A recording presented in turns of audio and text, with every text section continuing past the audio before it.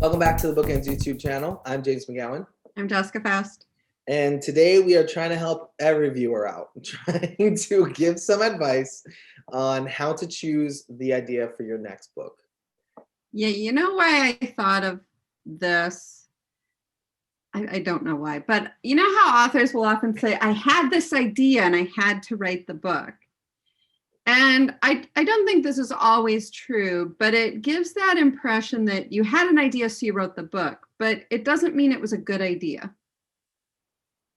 And I think sometimes authors feel like I have an idea, so I have to write the book, when what you should really do is try to have 5 ideas and then pick the one that's going to be the best book. But also interrogate every idea too. So I have an idea, so I wrote the book, but I have an idea, so I built the idea and then I wrote the book. I think there needs to be a step in between those two.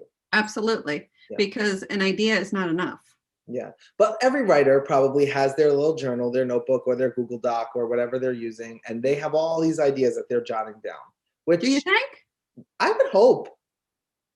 I mean, I think if you are creative enough to be writing a book, then you likely have more than one idea popping at you, or I think you do. I think the difference is, in my experience, there are those authors who are really idea people, like, right, and they just come up with these ideas that every time I'm blown away, and I'm like, can you write all 4 books? And then there are authors who sort of they struggle to come up with new ideas or ideas that are different enough. Right. So I do think there are authors sometimes who are just like, I had an idea and that's what I'm going to write on. And they don't necessarily have a full notebook. Yeah, I didn't think about that. I mean, you do. I know you do. And I give you some sometimes. I always say all the time, I wish that I could just be like, why do people not get paid to be idea guys? Like, just give ideas to people. They're called literary agents. That's true. There you go. Well, we would suggest, in any case, having a list, having some sort of running document, even if it's just character names, like even if you put any little idea that you have, having that list that sort of results in like a brain dump of all your creative ideas. Because when you come up with, or that thing hits you of, this is what my next book is going to be, interrogating it and trying to build it and flesh it out, you can use that list that you've been cultivating for the past however many. So well, I was going to actually ask you specifically, since you are this person. So you have 5 ideas. How do you decide which is a good one? And how do you, and do you just go with the idea? Do you merge? What do you do?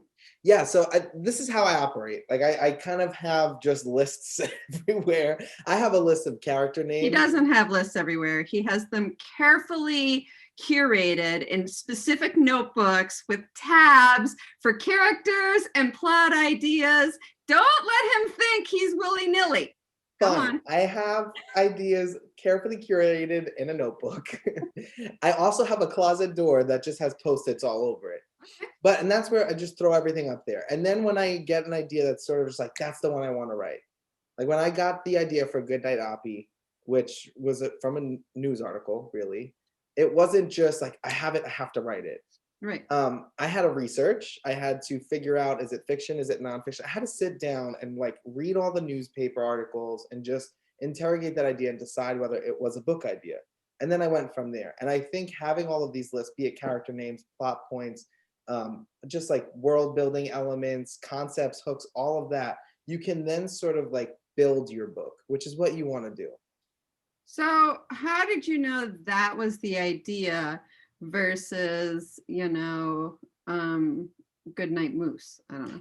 Like versus another, like, because you did a lot of work. Like you said, you researched and you read up and you did this work. And have you ever gotten to that point where then you're like, yeah, I did all this work. Really, I don't have a book here. All the time. I have, and I think picture books, it might happen a little quicker than for novels. You might find that you've written 60, 70, 80 pages of a novel, and then you're like, oh, this isn't it. I might find that I can't get through the second page of a picture book, and I table it for the time being and go on to something else. But I think that there's a lot to be said about what lights you up. Yeah. Like when you get that idea, it's like, oh, that's a cool idea. Do I want to put it on my list? Or, oh, that's a cool idea. I want to sit down and plot it out. And then when you sit down and plot it out, which is always great, even if you're in the middle of another project, because you don't want to lose your idea, is that idea still calling to you? Or is it something that said, okay, this can wait? You know, like what is really calling to you and making you want to pick up the pen or typewriter or whatever you're using? Typewriter. But he's using a typewriter. Typewriter! You get the point. You are old school. I would have let that fly too. You called it out yourself. Maybe I need a typewriter. Yeah, but there's going to be something that's calling you to work on. And I think that's what you have to follow. But it's important to make sure that you're giving that idea its best and really fleshing it out and giving it the best legs that you can give it.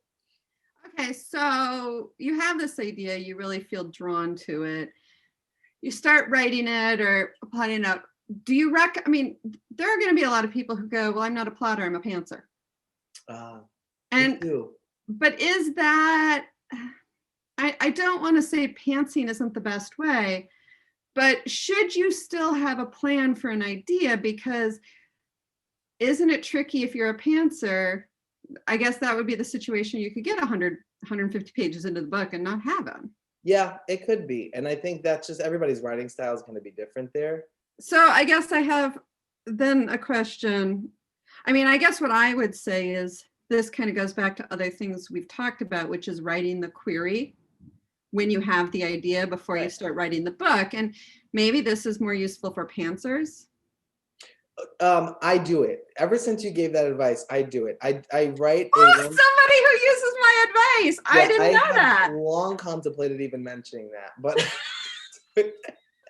I put it at the top of my Word doc for every picture book that I write, and I might delete it when I send it to like critique partners or everything. But having that little bit of focus, especially for a book that's 3 pages, I find is really helpful. But I haven't used it in novels because I don't write them. But as you're going, just to have that touchstone to know this was my core idea, and it might change from here, but this is where I want to keep to. This is like my benchmark, to my touchstone to stay with. I think it is really helpful because things are naturally going to develop, whether you're writing a 3-page book or a 60-page book or whatever, go on whatever. It's going to develop from there. Things are going to change. They're going to stray from the plan, but is it still making sense to your idea? Is it still concise and and strong and something that you can sell into the market? It's important to sort of have that, your eye on the prize, so to speak. Yeah, and you had mentioned, and for anybody who doesn't know that, I have talked a lot over the years, including on the blog, about how I believe the query letter should be part of the manuscript writing process and not something that's tacked on at the end, that query letter can really help you define the book and the marketability of it. And like James said, it really keeps you on track for, this is supposed to be my protagonist. Is it veering so far in another direction that it's lost its marketability or its hook or whatever it is? And one of the best ways to know that too is to look at the market and be reading and be understanding what's publishing now. Well, and I was going to say that you had mentioned with Oppie that you had the idea and you did the research and you read the news. Would you also say that when evaluating a list of ideas, it would be really important for the author to refresh their market research? Yes. And I think, so when I'm writing a picture book, you always come up with that hook, right? Like, I don't know, I can't even come up with an example right now. You come up with that hook and you're like, has this been done? Has it been done? Yeah. Because so much of picture books are their hook. I mean, Goodnight Oppie was a super timely story, and that's how it came to me. But I would say that about any book.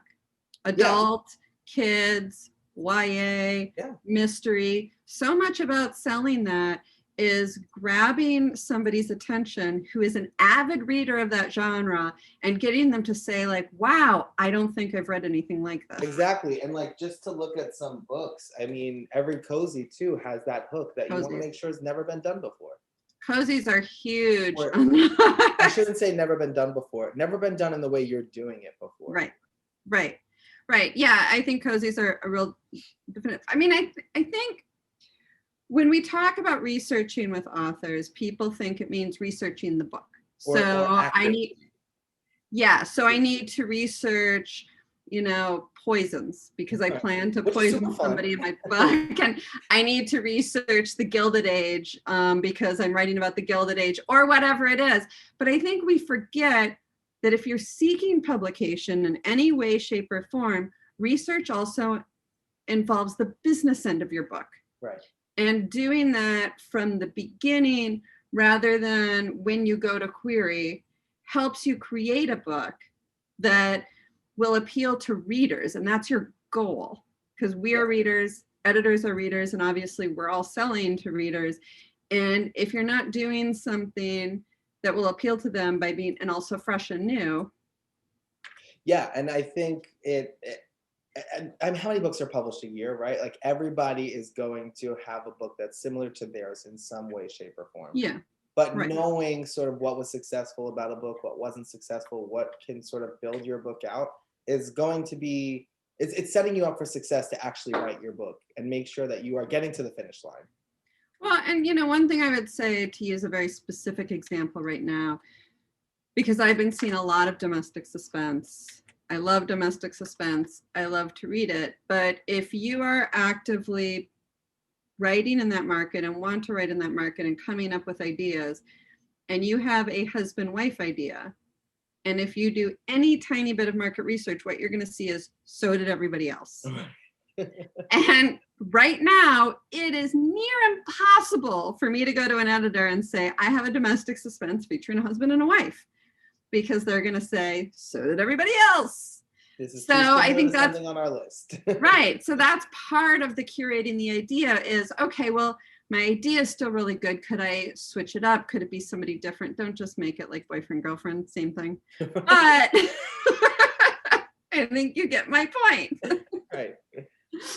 So basically we really want you to look at your ideas as closely and carefully as you do your manuscript and your query letter, and again, every aspect of this process.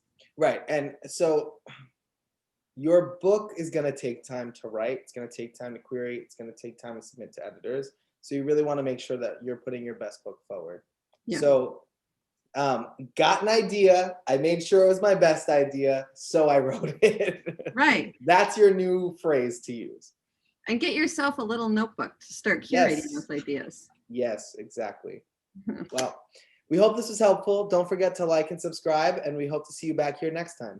And we can't wait to hear your ideas.